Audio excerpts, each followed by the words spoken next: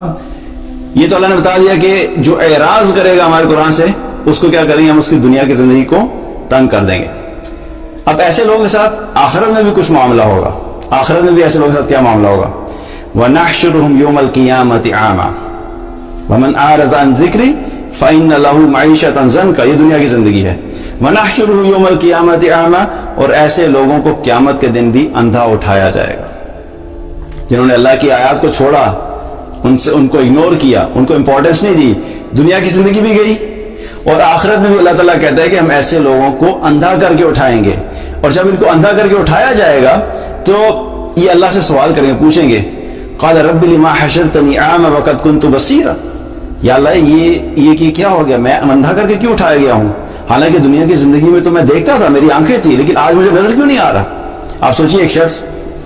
رات کو سوئے، اس کی آنکھیں بالکل ٹھیک ہوں، نظر آتا ہو، تو جب وہ صبح اٹھتا ہے تو یہی ایکسپیکٹ کرتا ہے نا کہ جب صبح میں اٹھوں گا تو میں ویسے ہی اٹھوں گا جیسا میں سویا تھا۔ لیکن ایک شخص اٹھے اور اس کی آنکھ کھلے اور اچانک اس کے سامنے اندھیرا ہو تو اس کو پہلے تو شک ہوگا کہ شاید پتہ نہیں، ویسے مجھے لگ رہا ہے میرا وہم ہے، لیکن جب اس کو یقین آ جائے کہ اس کو نظر نہیں آ رہا، اس کی نظر چلی گئی ہے، تو اس کی کیا کیفیت ہوگی؟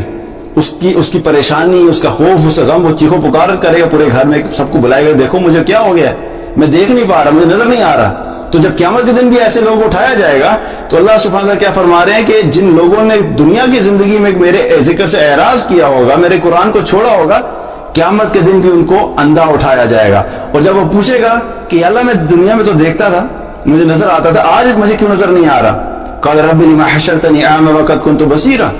قال كذلك اتتك آیاتنا فنسیتها وكذلك اليوم تنسى، اللہ ان کو جواب دے گا کہ ہاں ایسا ہی ہے، تمہارے پاس میری کچھ آیات آئی تھیں، میں نے اپنی کچھ نشانیاں بھیجی تھیں، کچھ نصیحتیں بھیجی تھیں، کچھ چیزوں پہ تم نے عمل کرنا تھا، ایک کتاب تمہاری طرف بھیجی تھی کہ اس کو پڑھو، اس کو سمجھو، اس کو سیکھو، اس کے مطابق زندگی بسر کرو، لیکن تم نے اپنی زندگی میں اس کتاب کو اگنور کر دیا،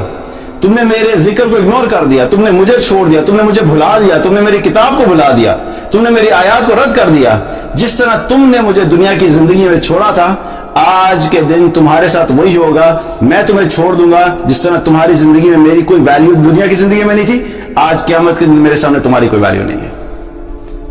اللہ سبحانہ تعالیٰ کے نزدیک ایسے شخص کی کوئی ویلیو نہیں ہوگی قیامت کے نزدیک جس نے اللہ کی کتاب کو چھوڑ دیا اور اللہ کو دنیا میں چھوڑا ہوا ہوگا۔ تو دیکھیے ایک چیز یاد رہی، there's a price to everything۔ آج ہم جو دنیا کی زندگی گزار رہے ہیں، اس میں ہر چیز کا ہمیں قیامت کے دن یا ہمارے فائدے میں ہوگی یا نقصان میں ہوگی۔ تو یہ قرآن جو اللہ نے ہمیں دیا ہے، اس کی اتباع جب ہم کریں گے، جب ہم اس کے ساتھ کنیکٹ ہوں گے، اس کو اپنی زندگی میں لے کر آئیں گے، تبھی ہم دنیا میں بھی کامیاب ہو سکتے ہیں اور آخرت میں بھی کامیاب ہو سکتے ہیں۔ اور ایک بڑی مسکنسپشن ہے کہ یار ہم دین پہ چلیں گے، اگر سے پورے دین پہ چلنا شروع کر دیں گے، قرآن و سنت کے مطابق زندگی بسر کریں گے تو ہم نے تو فقراء ہوگی مر جانا ہے، ہم تو دنیا میں جو ہے نا بالکل ہی رہ ہی جائیں گے، رہ ہی جائیں گے، دنیا میں ہم کو کوئی فائدہ حاصل نہیں ہو سکتا۔ صحابہ کی زندگی میں جب انہوں نے قرآن کو اپنی زندگی میں امپلیمنٹ کیا، رسول اللہ صلی اللہ علیہ وسلم کی زندگی کو فالو کیا، تو اللہ سبحانہ تعالیٰ نے دنیا کی زندگی میں بھی وہ کچھ عطا فرمایا کہ صحابہ کہا کرتے تھے کہ اگر ہم خود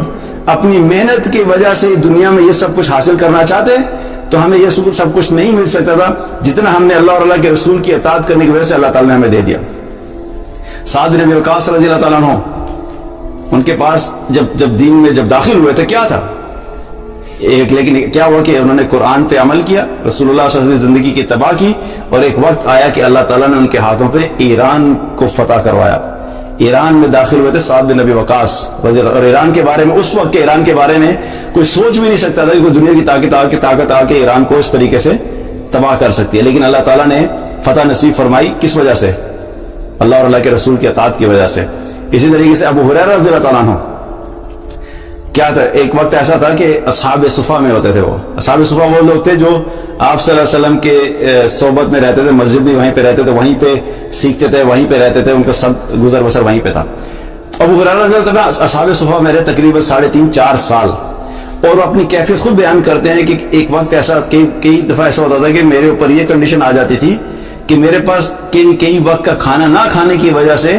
میں بے ہوش ہو جاتا تھا، غشی ہو جاتی تھی، اور میں گلی میں پڑا ہوتا تھا کیونکہ کھانے کے لیے کچھ نہیں تھا۔ یہ وقت تھا ابو ہریرہ رضی اللہ تعالیٰ کا۔ اور پھر ایک وقت ایسا آیا جب اللہ تعالیٰ نے